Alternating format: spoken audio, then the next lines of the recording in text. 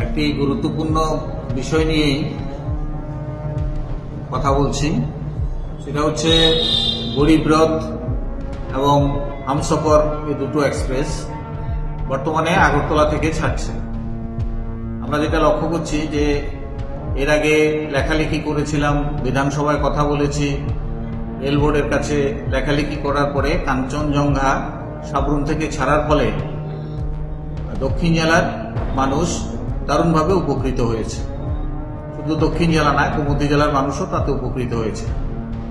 এখন গরিব রথ এবং হামসফর এক্সপ্রেস প্রচুর লোক কলকাতায় যাচ্ছেন, প্রচুর লোক ব্যাঙ্গালোর যাচ্ছেন, চেন্নাই যাচ্ছেন, লেখাপড়ার জন্য ছাত্রছাত্রীরা যাচ্ছেন, আবার চিকিৎসার জন্য প্রচুর মানুষ সেদিকে যাচ্ছেন ত্রিপুরা থেকে।